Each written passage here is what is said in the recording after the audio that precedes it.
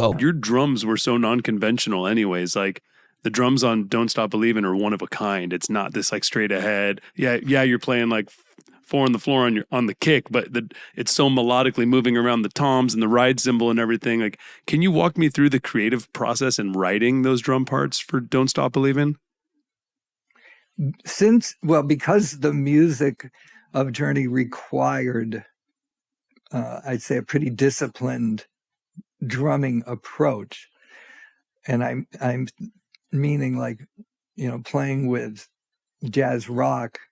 The approach of drumming is quite different, where it's like there's a lot of freedom to improvise and to interact with the other musicians. But for the music of Journey, that there was a little of that, but not so much of that. So what I focused on was being creative, but I changed my creativity from being like filling up a lot of space to trying to come up with the most interesting drum parts that I could.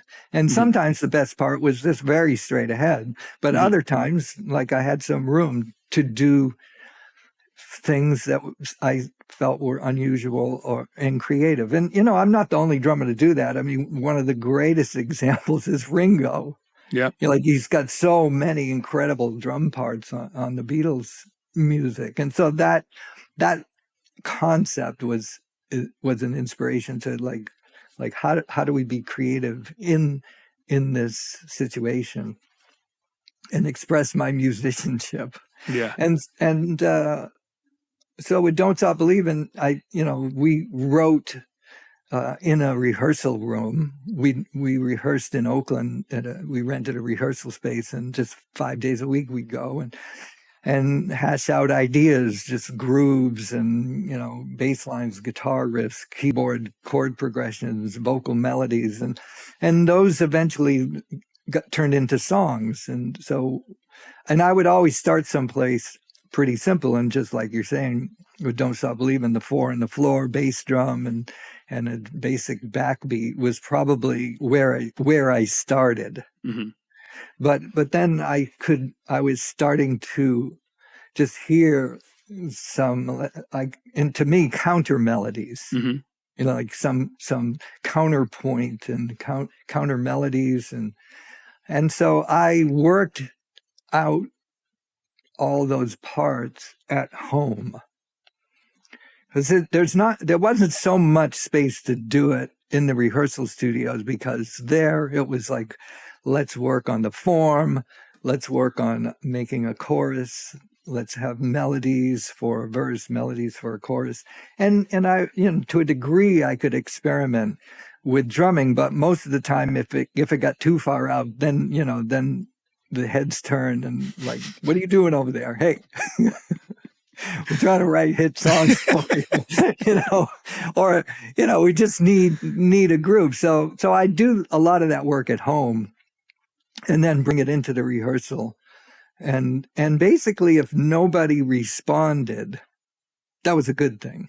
Yes. If they, if it didn't jar anyone and no heads turned, it just then sort of became part of the song. So there's really nothing more I can tell you other than I started to hear these melodies on the toms and then bell of the cymbal. And then in order to do that, I had to teach myself how to play open-handed for that song, which I was not an open-handed player, but I figured it out for that one particular tune. And I have to, and to give credit to Terry Bozzio, he was playing some very interesting drums at that time with different groups that he was in. He was in a group called UK, where he played some pretty cool parts that I thought that inspired me. He was also in a not a very well-known group called Group 87. It was a really an incredible band with Mark Isham on keyboards and I'm going to check that out.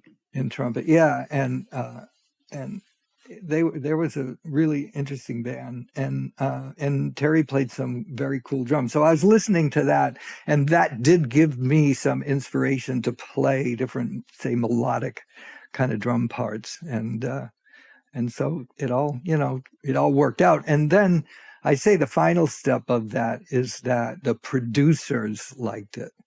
So once we go from the rehearsal room and like we would write a whole album of material, rehearse it a lot, so we could go in the studio and just do a few takes, and then that would be it. Like we didn't work in the studio in a way like some bands just like spent months. Like we'd spend weeks, just a couple weeks getting all the songs done, and then there would be some weeks of overdubs, Wow.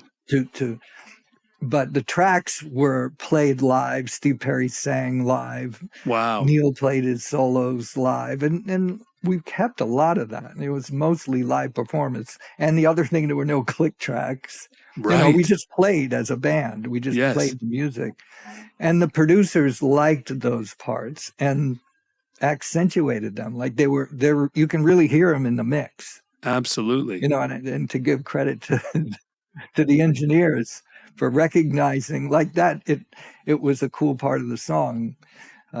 So the toms and the ride cymbal you were thinking of as counter melodies.